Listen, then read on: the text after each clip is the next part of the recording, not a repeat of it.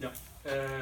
Mesdames, Messieurs, je vous le promets, je ne vous assommerai pas par une longue litanie de remerciements, mais laissez-moi tout de même exprimer toute ma joie de partager cette soirée conviviale avec Monsieur Saulo Neiva, car c'est à lui, ainsi qu'à João César de Castro-Lache, mon autre directeur de thèse à Rio, c'est à lui et c'est à eux que je dois une grande partie de ce prix, grâce à leurs conseils avisés et à tout l'enthousiasme qu'ils m'ont transmis tout au long de mon doctorat. Un très grand merci également et évidemment à l'IDEA, à ses instances dirigeantes qui pilotent les axes scientifiques, et puis aussi à l'équipe administrative que je salue très chaleureusement. Au risque de vous décevoir, je ne vais pas vous parler du résultat de mes recherches et des analyses littéraires de mon travail. En fait, je ne voudrais surtout pas spoiler, comme on dit aujourd'hui en bon français, l'ouvrage qui devrait paraître l'an prochain au pub. Vous avez peut-être marché sur quelques feuilles mortes en arrivant ici, vous l'avez bien remarqué, c'est l'automne, la saison du spleen. Et moi, à vrai dire, j'ai la saudade, le spleen, la saudade du Brésil. Et c'est pourquoi je vais vous parler de ma ville de cœur, au loin, Rio de Janeiro. Puisque tout compte fait, c'est l'un des points de départ de ma thèse, l'une des impulsions de ma recherche. Les autres étant ma passion pour la littérature, mon goût de la langue portugaise, et puis aussi mon envie de mieux comprendre le Brésil, ce pays si complexe, ce pays qui, comme le disait le poète Vinícius de Moraes, n'est pas fait pour les débutants.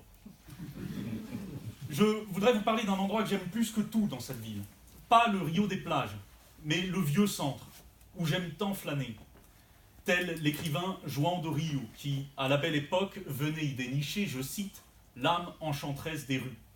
Ou plutôt, et ce serait plus juste, tel le héros créé par Rubem Fonseca dans sa nouvelle intitulée L'art de marcher dans les rues de Rio de Janeiro. Un héros qui sillonne une ville contemporaine fragmentée, sale et misérable, où alors là, la modernité a depuis longtemps écrasé les restes de la belle époque, et où les cols blancs et touristes, dans la journée, pressent le pas afin de fuir les regards des pauvres déguenillés, des drogués et de tous les éclopés de la vie. En 2012, je découvrais cette ville. Après une promenade dans la rue 7 de Setembro et la Buenos Aires, que les camelots animent de leurs cris, quand ce n'est pas un groupe de samba ou de chorinho qui provoque un agglutinement de gens autour d'un boteco, un petit bar populaire. Après cette promenade un peu pittoresque, il me fallait prendre mon courage à deux mains pour m'aventurer sous les travées sombres, si peu engageantes, de la périmétrale. La périmétrale, c'est une sorte d'autoroute suspendue qui bloquait l'accès au quai et cisaillait le centre-ville telle une longue plaie ouverte de béton. Je traversais la sinistre place Mauá. Je jetais un coup d'œil au bâtiment qu'on aurait dit inspiré par une esthétique stalinienne.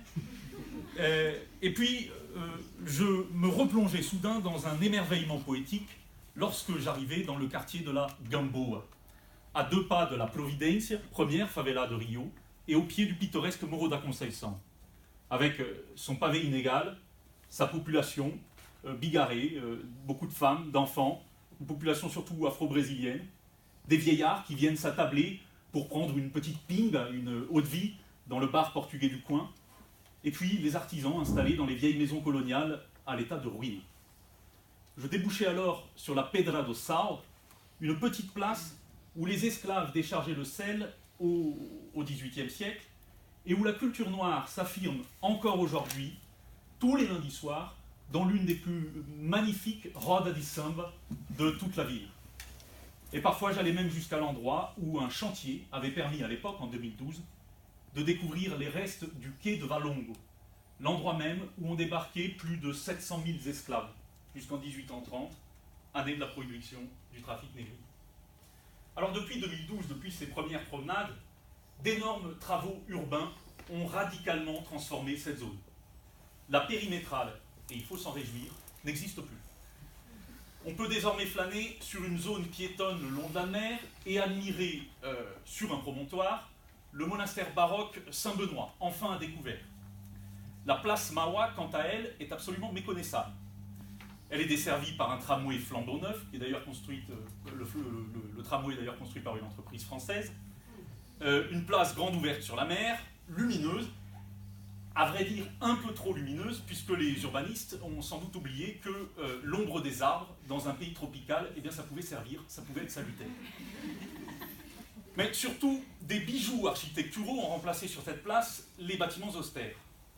On peut y admirer le Museu do Amanhã, le musée du lendemain de Calatrava, dessiné par Calatrava, et puis le Mar de Ports en Parc, avec sa façade moderne qui vient s'adosser à un bâtiment du XIXe siècle. Quant aux entrepôts désaffectés de la zone portuaire, tout ça dans le même endroit. Ils se sont convertis en halls d'exposition où les classes supérieures viennent se masser lors des foires gastronomiques et des biennales d'art. Mais le quartier pauvre de la Gamboa dans tout ça, me diriez-vous? Les vieilles maisons ont certes été préservées au nom du patrimoine historique, sans qu'elles n'aient fait l'objet d'une véritable restauration. Mais, et c'est là où le bas blesse, de très nombreuses populations ont été déplacées, parfois sans ménagement, tandis que dans cette zone ont essaimé de grands buildings aux façades de verre, résultat de projets tape à l'œil, d'hôtels et de bureaux, souvent vides, puisque une crise économique s'est abattue sur le pays depuis 2013. Alors, grâce aux associations d'historiens et de citoyens responsables, les fouilles du quai de Valongo ont été lancées. Le site est aujourd'hui un lieu de mémoire, protégé de l'avidité des constructeurs immobiliers. Mais il reste pratiquement méconnu des touristes, très peu mis en valeur, et toute la zone de la Gamboa, qui est donc le berceau du samba et de la culture afro-brésilienne, toute cette zone semble de peu d'importance face au tourisme de masse et aux ambitions à la fois publiques et privées qui fondent leurs espoirs sur ce fameux phénomène de gentrification. Sous les fondations du Museu do Amanhã, le musée du lendemain, avec sa forme de bateau futuriste, sous ces fondations gisent sans doute un très grand nombre des 20 000 corps d'esclaves enterrés dans la région de Valongo jusqu'à la fin du marché négrier. Et c'est là un étrange paradoxe que de vouloir construire un Amanhã, un lendemain, en tournant le dos au passé, et en arrachant la mémoire des habitants. Et au passage, l'actualité m'oblige à souligner un autre paradoxe. Je crois que vous avez tous ici en tête les images de l'incendie du musée national dans la Quinta da Boa Vista, une demeure impériale rongée par les flammes en raison de l'incurie, de l'abandon des pouvoirs publics. Et donc le contraste est ici encore saisissant entre le musée du passé, de la mémoire impériale, et puis de l'autre côté, ce musée du lendemain, absolument magnifique, je ne remets absolument pas ça en cause, mais ce musée du lendemain dans lequel 50 millions d'euros ont été investis, et je pourrais aussi parler du stade Maracanã, qui a aussi fait l'objet d'investissements colossaux avant la Coupe du Monde. Voilà. Tout ceci, tout ce que je viens de vous dire, peut paraître éloigné de préoccupations littéraires, mais cela a nourri ma réflexion de chercheur. Pour observer la ville brésilienne, son effervescence, ses contrastes et ses transformations, ses dimensions subjectives, les strates de sa mémoire et les représentations collectives projetées sur les lieux, j'ai tourné mon regard vers la création littéraire et le langage fictionnel. Parce que c'était ma formation, certes, mais peut-être aussi parce qu'il me semble indispensable d'ensemencer les réalités trop implacables de notre quotidien par une part d'imaginaire et d'invention langagière. Je voulais interroger la capacité du roman contemporain à ranimer la mémoire, à faire parler la ville et ses habitants, y compris les moins bien lotis, les marginaux, et peut-être même à réveiller nos envies d'utopie, d'avenir, de transformation.